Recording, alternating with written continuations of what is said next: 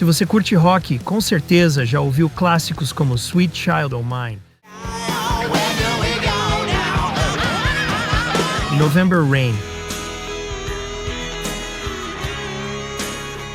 Mas você sabe como o Guns N' Roses se tornou uma das bandas mais icônicas da história?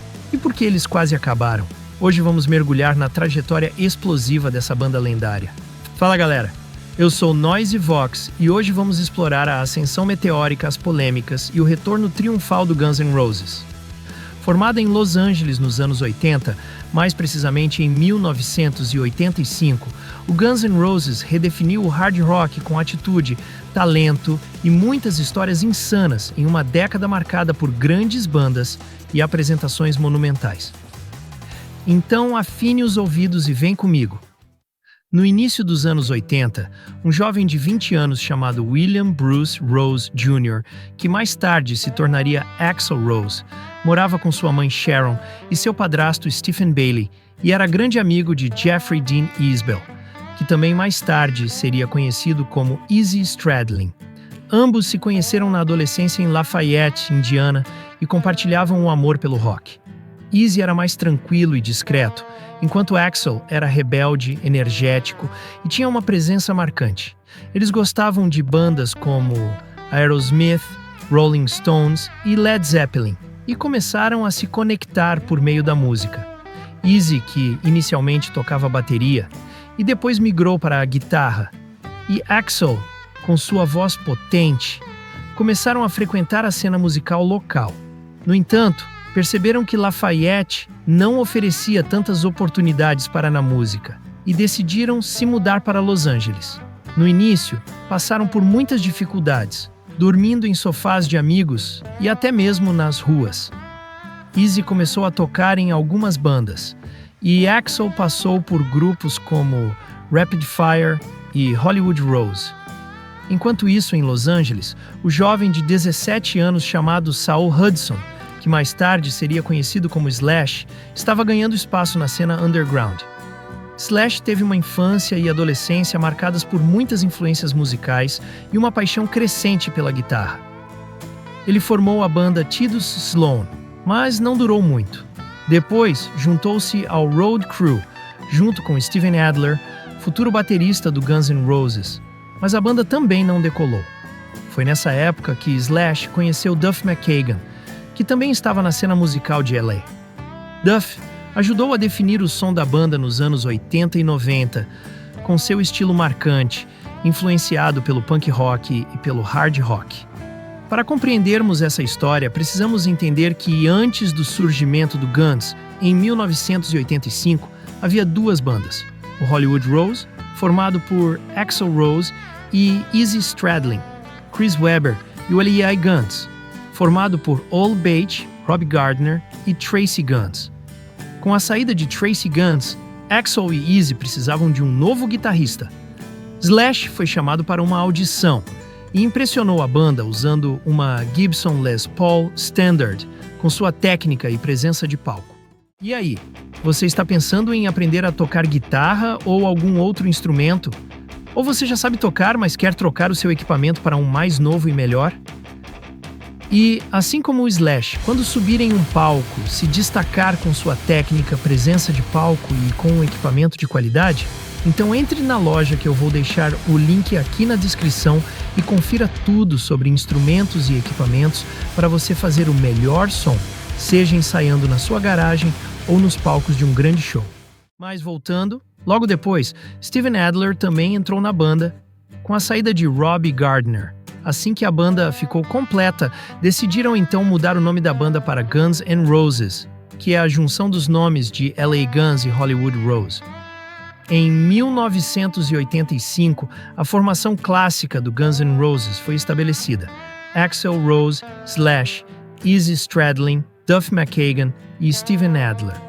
Eles tocavam uma mistura de músicas autorais e covers em pequenos clubes de Los Angeles. No início da banda, entre 1985 e 1987, o setlist frequentemente incluía músicas que viriam a ser lançadas no Appetite for Destruction, além de algumas versões de outras bandas. Em 1987, o Guns N' Roses fechou contrato com a gravadora Geffen Records e lançou o álbum Appetite for Destruction, que se tornou o disco de estreia mais vendido da história do rock, com cerca de 33 milhões de cópias vendidas no mundo todo. O álbum foi certificado 18 vezes em platina pela RIAA, consolidando a banda no cenário do rock. Hits como Sweet Child O' Mine, Welcome to the Jungle,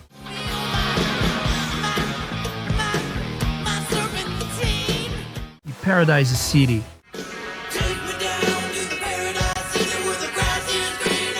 dominaram as rádios e televisões dos Estados Unidos e do mundo. A atitude rebelde e o talento colocaram a banda no topo das paradas, lotando estádios pelo mundo inteiro. Com o sucesso também vieram muitos problemas, como o uso de substâncias e brigas internas. Durante a turnê do álbum Appetite for Destruction, o baterista Steven começou a se afundar no vício. Apesar de todos os membros da banda também fazerem o uso de substâncias, Steven não conseguiu manter o controle, chegando a ter crises de abstinência e apagões antes e durante os shows. Ele começou a faltar em ensaios e apresentações, forçando a banda a depender de bateristas substitutos em algumas ocasiões. Em 1990, o Guns N' Roses começou a gravar o álbum Use Your Illusion 1 e 2. Durante as gravações do álbum Use Your Illusion, Steven não conseguia tocar corretamente, porque suas habilidades estavam comprometidas pelo uso excessivo de substâncias. Axl Rose e os outros membros perderam a paciência com os constantes atrasos e tentaram fazer Steven entrar em reabilitação, mas sem sucesso. Ele chegou a assinar um contrato forçando-o a ficar sóbrio, mas continuou lutando contra o vício. Em julho de 1990, a banda finalmente decidiu expulsá-lo e substituí-lo por Matt Sorum, ex-baterista do The Cult. Steven Adler ficou devastado e mais tarde processou o Guns N' Roses, alegando que foi forçado a assinar um contrato injusto para sair da banda. Em 1993, ele venceu a ação e recebeu um acordo de 2,5 milhões de dólares. Em 2016, participou de alguns shows da turnê de reunião do Guns N' Roses, Not in This Lifetime, mas sem um retorno oficial à banda. Mas Steven sempre será lembrado como o baterista da formação clássica do Guns N' Roses. Enquanto isso, Slash e Axl Rose já começavam a se desentender. No início dos anos 90, Axl começou a querer mais controle sobre o Guns N' Roses, especialmente sobre a direção musical e as decisões administrativas. Ele fez mudanças sem consultar os outros membros, como incluir teclados e backing vocals, além de pressionar a banda para fazer músicas mais experimentais. Slash, que gostava mais do hard rock cru e clássico, não concordava com muitas dessas decisões. Apesar disso, o álbum Use Your Illusion 1 e 2 foi lançado simultaneamente pelo Guns N' Roses em 17 de setembro de 1991, que obteve um enorme sucesso comercial, consolidando ainda mais a banda como um dos maiores nomes do rock, com faixas como November Rain,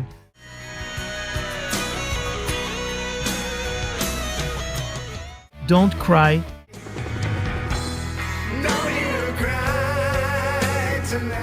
e You Could Be Mine.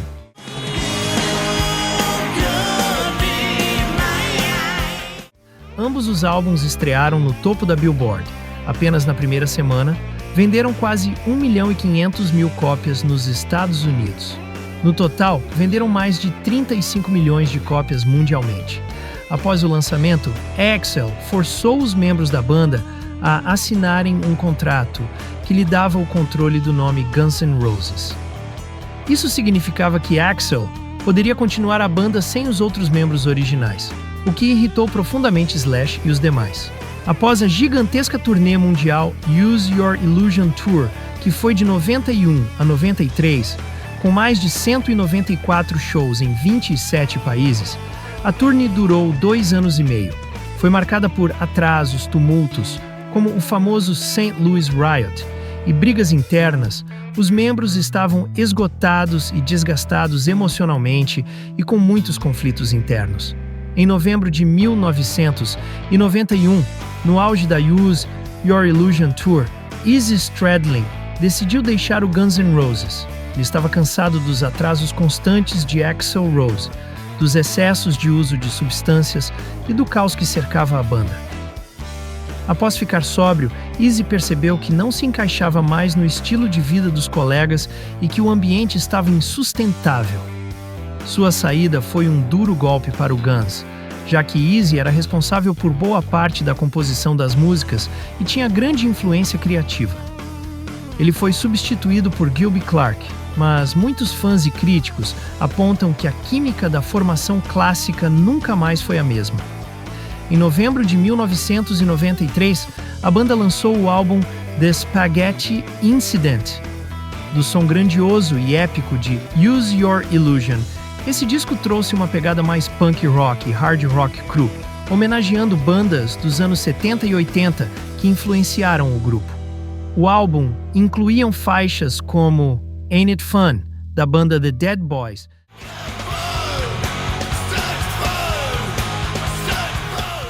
Since I Don't Have You, do The Skyliners,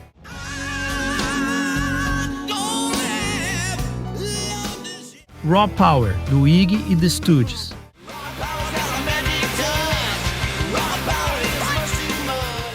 Comercialmente, o álbum vendeu bem, mas não atingiu o nível dos trabalhos anteriores. A crítica foi dividida. Alguns elogiaram a energia crua do disco, enquanto outros acharam um projeto sem muito propósito, e as relações da banda iam de mal a pior. Após a turnê, a banda praticamente parou de funcionar. Não havia novas músicas sendo feitas e os conflitos só aumentavam. Axl queria mudar o som da banda para algo mais experimental, enquanto Slash queria manter o hard rock clássico. Comenta aí quem você acha que estava certo: o Slash em manter o som mais clássico ou o Axl em querer fazer um som mais experimental? Deixe aí nos comentários. Isso causou grandes desentendimentos, o que acabou contribuindo ainda mais para o clima ruim da banda. Em 1995, Slash começou a focar em outros projetos e em sua banda Slash's Snake Pit, o que deixou Axl pé da vida, pois queria que Slash se dedicasse 100% ao Guns N' Roses. Em 1996, depois de anos de desentendimentos, Slash sai oficialmente do Guns N' Roses e é seguido pelo baterista Matt Sorum e o baixista Duff McKagan nos anos seguintes. Slash disse em entrevista que Axl tinha transformado o Guns N' Roses em algo que ele já não reconhecia. Axl, por sua vez, declarou que Slash era um câncer para o Guns N' Roses, tornando a briga ainda mais pública e intensa. Após a saída dos membros clássicos, Axl Rose ficou sozinho no Guns N' Roses, mantendo apenas o tecladista Dizzy Reed. Durante anos, Axl se recusou a falar com Slash e rejeitou qualquer tentativa de reunião. Em várias entrevistas, Axl disse que nunca mais queria ver Slash. Após saírem do Guns N' Roses, Slash, Duff McKagan e Matt Sorum decidiram formar um novo grupo. Eles recrutaram o guitarrista Dave Kushner e passaram um bom tempo buscando um vocalista. Scott Weiland, ex-Stone Temple Pilots, foi escolhido como vocalista, e a banda Velvet Revolver foi oficialmente formada em 2003. O primeiro álbum, Contraband, foi lançado em 2004 e se tornou um grande sucesso. Estreou em número 1 na Billboard 200 com mais de 250 mil cópias vendidas na primeira semana. Vendeu mais de 3 milhões de cópias nos Estados Unidos.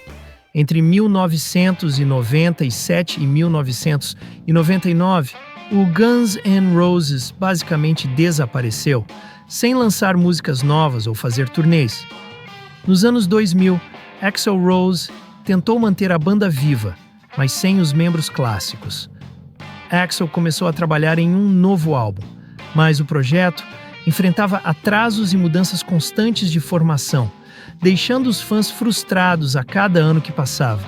E em 2008, depois de 15 anos, Chinese Democracy foi lançado. O Chinese Democracy teve uma recepção mista tanto do mercado quanto da crítica.